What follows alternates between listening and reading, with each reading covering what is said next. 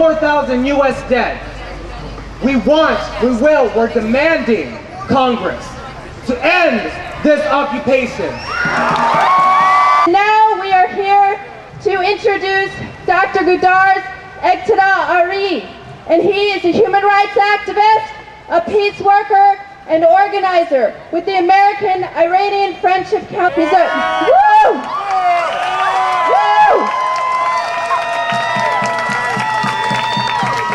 He's a radio producer with KBOO FM and an educator and engineer, and please welcome him.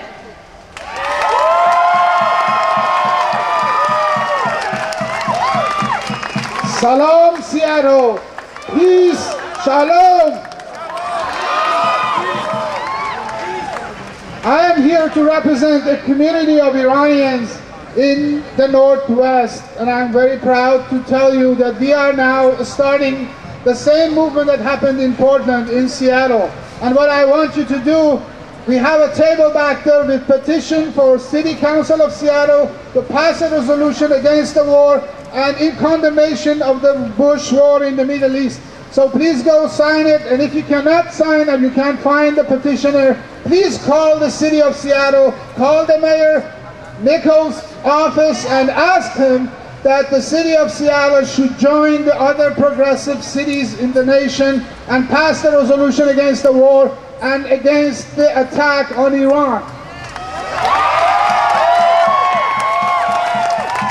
It's not our president, it's not our war, it's oil war. Caitlin is a member of Port Militarization Resistance and a student at the Evergreen State College. I guess Evergreen is in the house, okay. And Wally is an organizer with the Port Militarization Resistance of Olympia and also a U.S. Navy veteran. In March, while peacefully participating in the Port of Tacoma protest, they were singled out and assaulted by Tacoma riot police. Caitlin was thrown around and onto the ground, injuring her neck. Wally was held down on the ground as they tasered him in the back 3 times. Facing charges of assault and obstruction, they will be going to trial in January along with 9 other defendants. Please give them a warm welcome.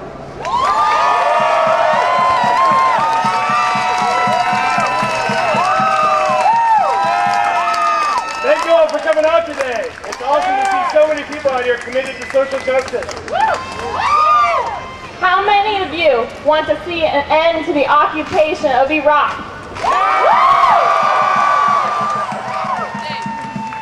How many of you feel devastated knowing the death and the havoc we wreaked on the Iraqi people? How many of you are sick and tired of hearing about Congress passing another appropriations bill? How many of you are fed up with seeing U.S. armed soldiers returning sick, damaged, injured for life, or in body bags? We've all tried many things to end this war. We've tried electoral politics. We've tried referendums and non-binding resolutions. We've held vigils and rallies. And when we heard that Stryker combat vehicles were going to be shipped out of our publicly owned ports, we saw both an opportunity and an obligation. From the very beginning, we have been complicit participants in this illegal and immoral war. And when our elected officials, from local port commissioners all the way up to senators, refuse to represent their constituents, it is up to us to act. Woo! Our communities, our schools, and our ports have all been invaded by forces that seek to militarize and foment a culture of fear. We say enough! If we are to stop this war, we must stop the shipment of weaponry sent to kill Iraqis in the name of U.S. empire. And in the South Puget Sound and beyond, we have acted. When the military shipped munitions, combat vehicles, and strikers out of Fort Lewis, citizens around the Port of Olympia, the Port of Tacoma, and the Port of Grays Harbor said enough is enough, and port militarization resistance was born. We have transformed these ports into contested grounds, into sites of struggle against the war in Iraq. In Tacoma, during the 2-week-long shipment process, We engaged in a continuum of action. We got organized.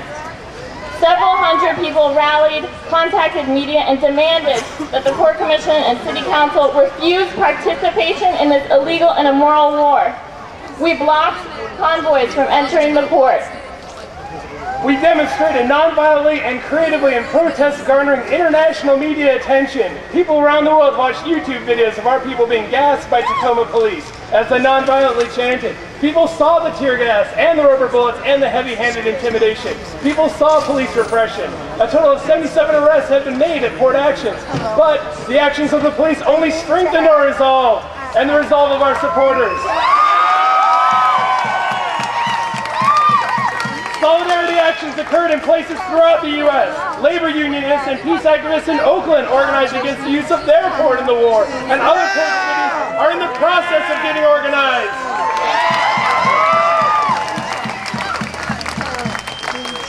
The Fort Lewis Logistics Center is at a loss. Where are they going to ship out of? They had a plum deal with the Port of Olympia, but we kicked them out of there. They had a backup deal with the Port of Tacoma, but we kicked them out of there too. The cost of security at the Port of Tacoma was $500,000. $500,000 to protect their war shipments from we, the people. Finally, the last shipment was out of Fort Lewis when they shipped Kiowa and Apache helicopters from the 4th Squadron's 6th Air Cavalry Division went through the port of Grays Harbor. They are on the run. Cities are demanding compensation from the military for the extra security which are coming out of their already strapped budgets. Your very own Seattle Police Department sent free of charge trained riot squad bike police to Tacoma and even as far as Aberdeen in order to intimidate peaceful protesters. We say that the funds intended for our community can be better used, spent on health care, education, the arts, and should not be used to protect lethal machinery.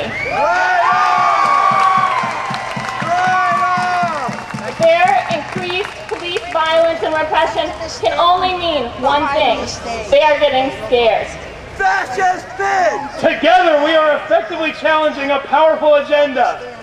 80 soldiers from these brigades have died already and countless more Iraqis were slaughtered because those shipments reached Iraq. But together we can stop the shipment of weaponry out of Fort Lewis and out of any port on the West Coast. We've stopped them out of Olympia. We've stopped them out of Tacoma. We can stop them out of Grays Harbor. We can stop them out of Everett. We can stop them out of Bellingham. We can stop them out of the port of Seattle. The next shipment may be in 10 days or in 10 months, but it will happen.